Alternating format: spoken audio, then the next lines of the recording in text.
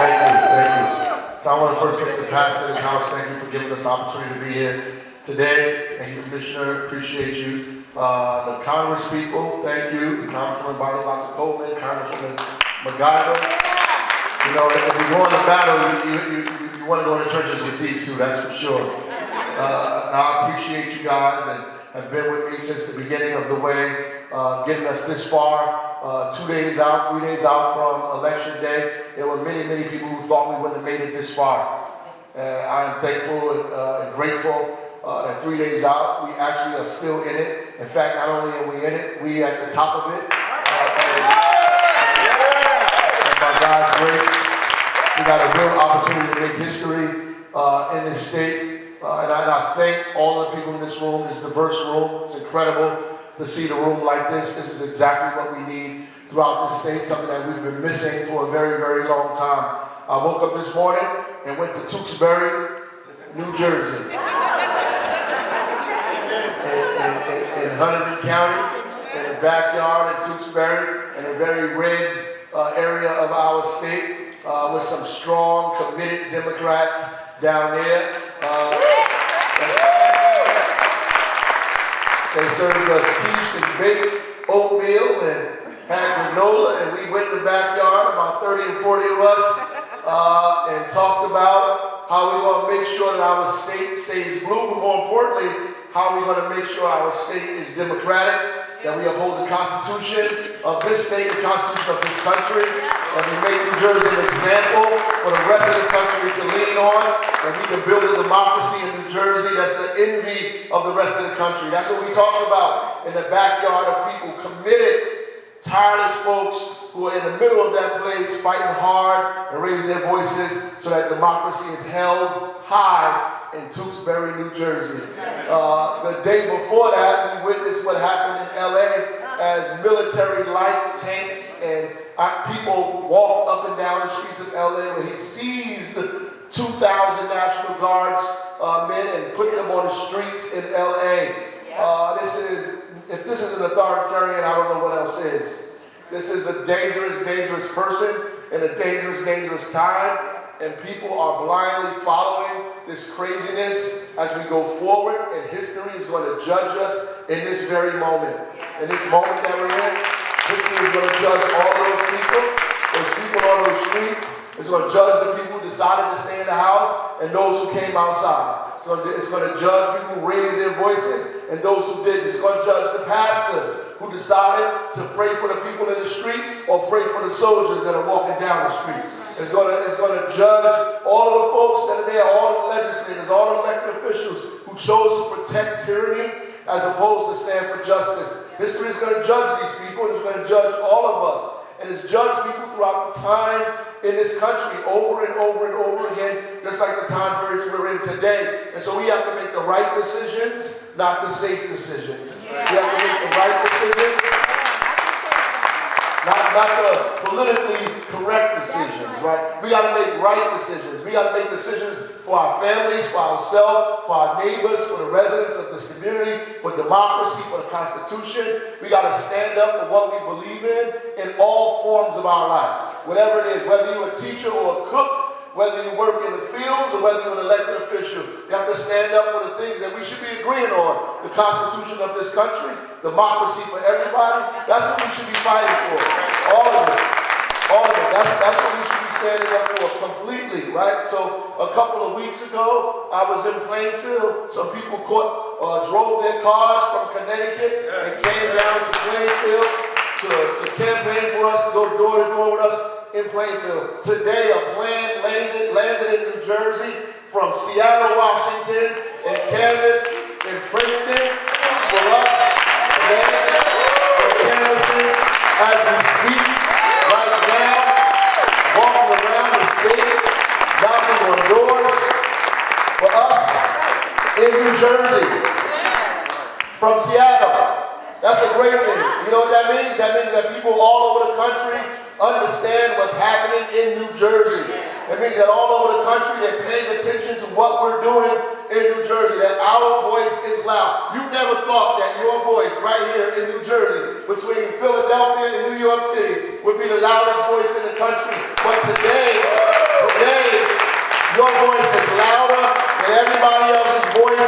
country. It is overshadowing, overpowering what everybody else is doing. They're talking about us all up and down the country. They're commenting on our congresspeople. They're commenting on mayors of cities. The U.S. attorney is coming into my city, going to turn the state of New Jersey red because they are paying attention to what you're doing in New Jersey. So the question becomes to you folks in New Jersey, what are you going to say in this moment? Yeah. What are you going to do in this moment? Where are you going to be, right? When people expect you to fight back, what are you going to do? And whatever you do here is going to be an example. People are going to take cues from what happens in New Jersey. They're going to say, this is what we should be doing because they did it in New Jersey. This is what we should be doing because this worked in New Jersey. This is what we should be doing because this galvanized the people in New Jersey. So we have to do the right thing, y'all. We got people coming here, and I'm glad about that. Because usually I go other places to support other people. Usually we talking about what they're doing in California and following the models they're doing in Minnesota and following what's happening around the country. But finally, somebody's going to say we need to follow the model of what happened in the state of New Jersey. And we can continue that. We can continue that. We can continue that.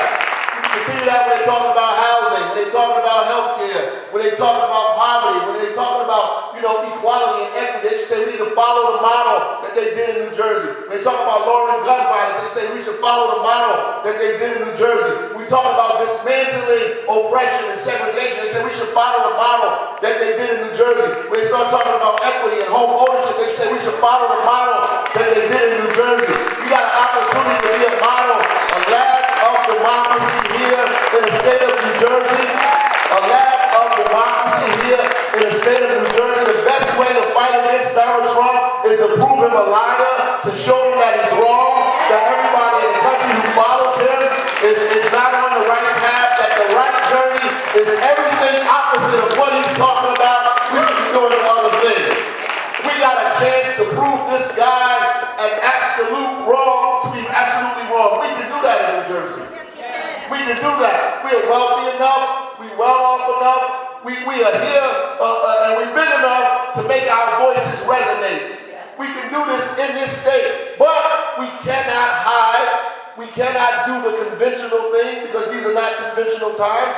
You can't do the same old thing because these are not the same old times. You can't do regular things because these aren't regular times. You can't tiptoe. They need an equal and opposite force. And New Jersey can be the equal and opposite force. We can prove that this thing that they're doing, we can dismantle it. We can dismantle it policy after policy after policy after policy after policy.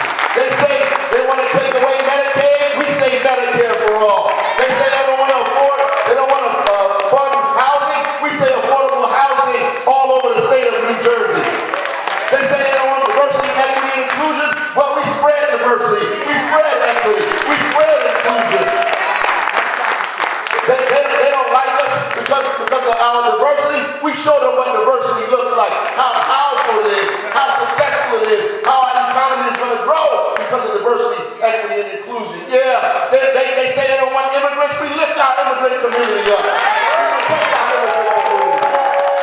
We pass the Immigrant Trust Act and we showcase immigrants all over the state of New Jersey. They don't like folks in the LGBTQ community. We put them out front and show them what our community looks like, what diversity really means, what New Jersey stands for, what democracy is about. We have to go on the offense, stop being on the defense. We got to go on the offense. We got to go on the offense because we are right. We are correct. Paul Robeson said the power of our demands lies in what we ask for is correct. That the power of what we ask for is in the fact that it's right, that it's correct. We're not asking for nothing unreasonable. We're not asking for anything incorrect. We're asking for right stuff. We're asking for equity. We're asking for you to be treated fairly. We're asking for due process.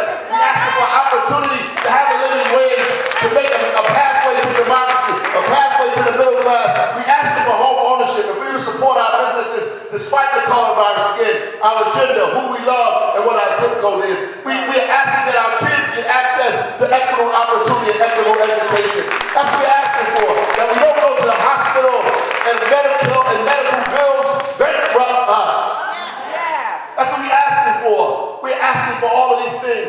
to tell you that people like to separate all of this stuff out because they become experts in one or two things. I'm going to tell you this, that this fight in New Jersey is not just about your plan on housing. This fight in New Jersey is just not about your plan on transportation. This fight in New Jersey is not simply about you being opposed to roads versus trains. It's not about all the little issues that you have here and there.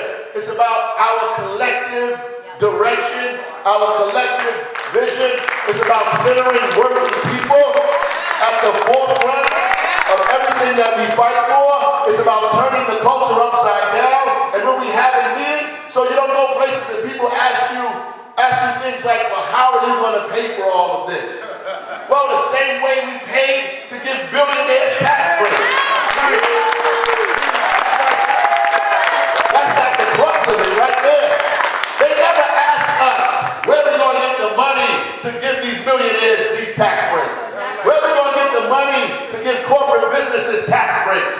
Where we're going to get the money to cut away their mansion tax. Where we're going to get the money to take away the luxury that they have. Where we're going to get the money to feed these people, to subsidize these billionaires who don't need our money. Where are we going to get the money to give tax credits to people who make $500,000 or more? Where are we going to get the money? Nobody asks those questions. We have to change that paradigm around. So when they say that, we say, hey, how are you going to pay for that?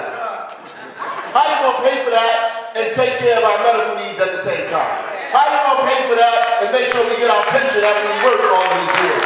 How are you going to pay for that and make sure we cost of living increases at the same time? How are you going to pay for that and fund public schools at the same time and make sure our kids get access to quality education? How are you going to pay for that and fund transit at the same time? How are you going to pay for all of those things that we need and give them all of these benefits at the same time? It's impossible. You can't pay for both of the things at the same time. So we have to stop doing one so we can do the other. That's what it's about. It's about a clear direction, a clear vision, a government that sees everybody in the state, not just the rich and the wealthy, not the few people who in my circle, not the folks in my immediate circumference. And I'm going to tell you this. These people, no matter what their nationality is, what language they speak, the race they are, the religion they practice, they look out for one another. You know there's super wealthy people amongst all of those races that I said. There's also a common denominator amongst all of us, working class, poor people, people that are struggling in the state, people who have assets, that have jobs, that are trying to figure out how to make a living in this state. We have something in common.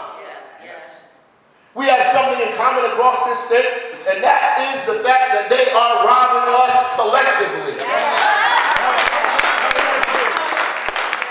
Not only are they robbing us, they've got people opposed to one another. So I'm at an event and a guy stands up and starts talking about how he educated kids in Newark because it's easier for him to pick on a 10-year-old fifth grader, a black boy in the city of Newark, and blame him for the fact that he don't have his pension and his cost of living increases, because that's what it's about. It's easy to blame a 10-year-old black boy in the city of Newark and for stealing your money, and it's cowardice because you don't identify the billionaires who are in cahoots with elected officials to steal your pension in the first place. It's easy to do that. And so they put that on you. So now you're angry at an ESL class in Elizabeth. You're angry because they're teaching people to speak English and communicate in an ESL class in Elizabeth. So you're mad at the ESL class. We got to give money to an ESL class because somehow you believe your taxes are going up because of ESL, because you're afraid to blame insurance companies. You're afraid to blame the hospitals. You're afraid to blame lobbyists. You're afraid to blame politicians who are in cahoots with these people who are robbing the treasury, so you blame some 11-year-old girl in an Elizabeth ESL class who don't pass laws, who don't vote, who don't have any authority or any power, who can't organize for herself or defend herself, but you blame her because you don't have the courage to speak out against the very people who are robbing you in the first place. So you listen to crazy people like Chiarelli and Spadia and all these folks and Donald Trump all over the country who are trying to tell you that your enemies are each other. Yeah, that's why we're in the situation that we're in. And I don't care about any of these people saying they got this thing, they want to do this thing, they want to do that thing. Fundamentally, they're not saying what we're saying over here. They're not saying what we say. So it's easy. You know, I run across African Americans. It's easy for black people to blame somebody who just came here 3 days ago for the predicament we've been experiencing for 300 years. So we raise our back. We get angry about somebody who just showed up here a week ago. And we blame them for the conditions we had for a week. When you've been dealing with this for 300 years, you ain't opened your mouth yet, so keep it quiet in this week until you can open up your mouth about things that you've been experiencing for 300 years in this country.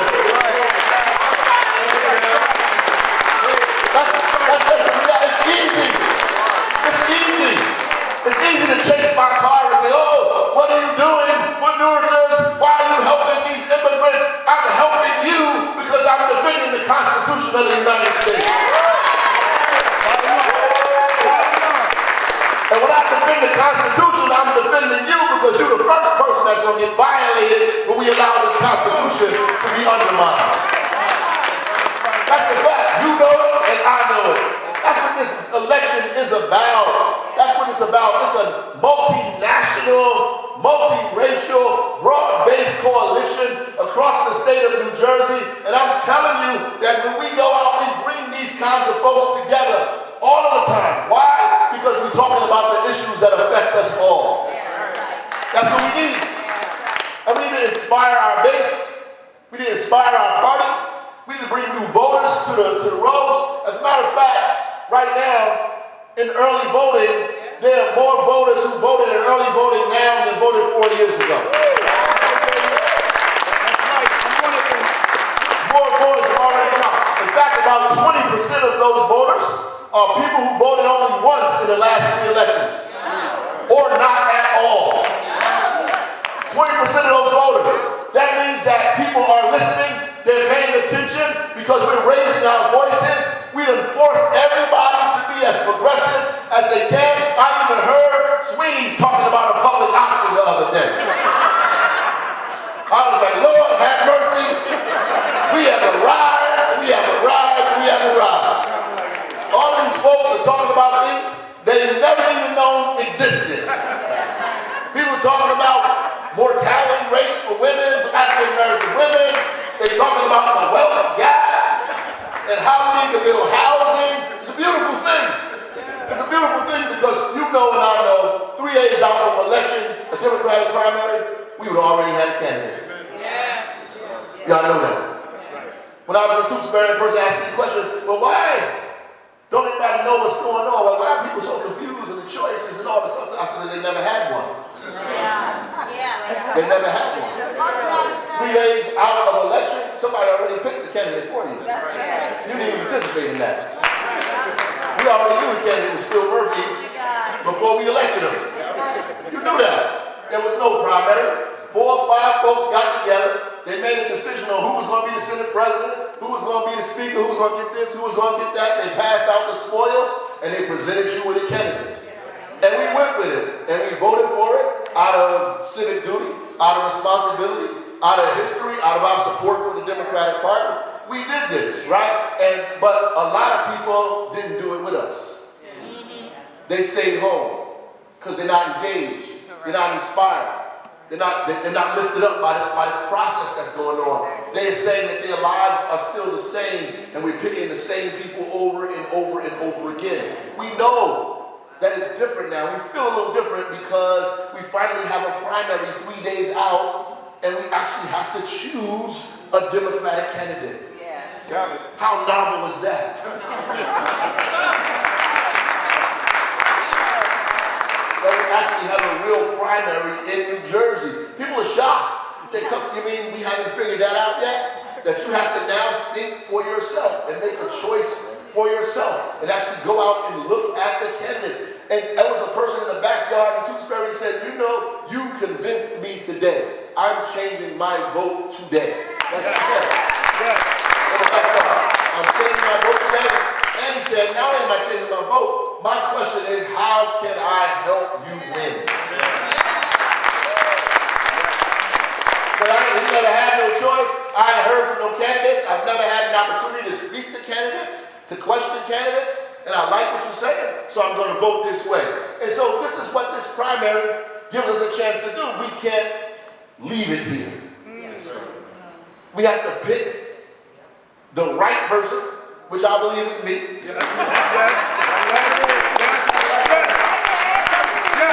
Then we have to continue to push this place to be more and more democratic so that we have opportunities like this all the time, and that we are not inhibited by individuals who are protecting their position as opposed to protecting our power.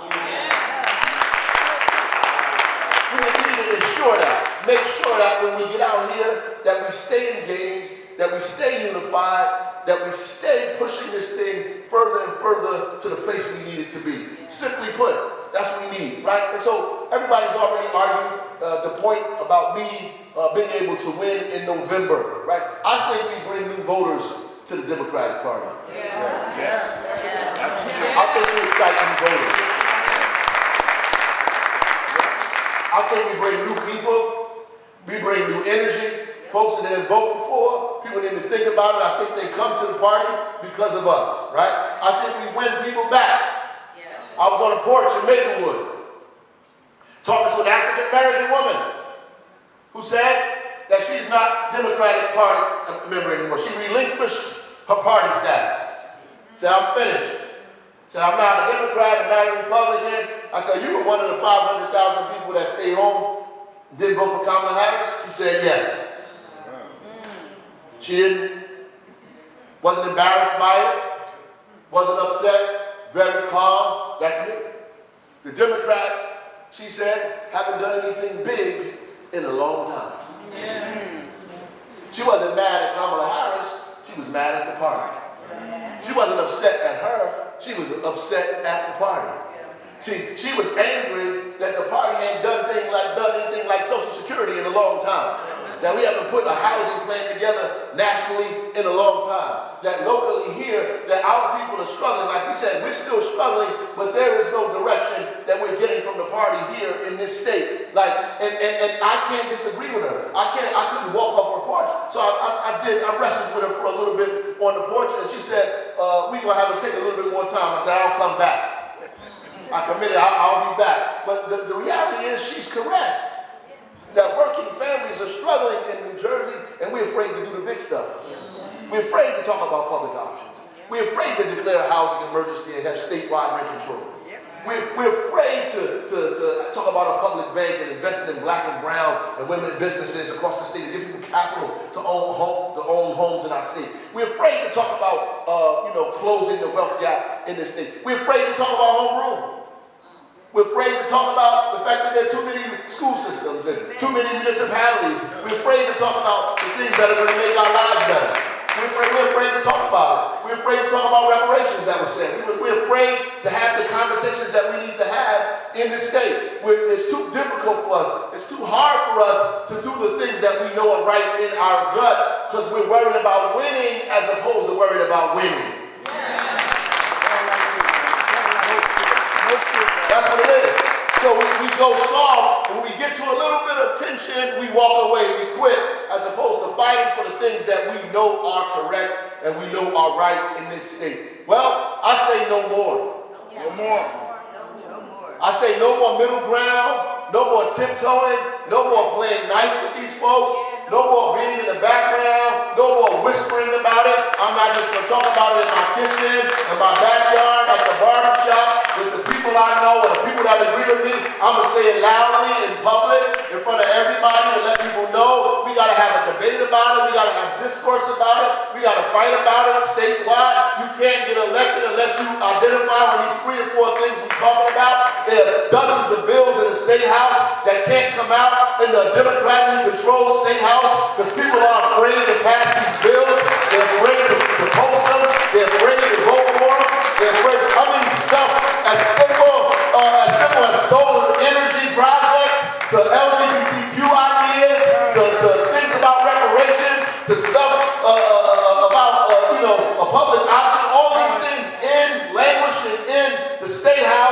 because our representatives are afraid to push these bills, and some of them believe in those bills, they agree with those bills, they're just scared to push those bills because the leadership around here is keeping them at bay. I say no more.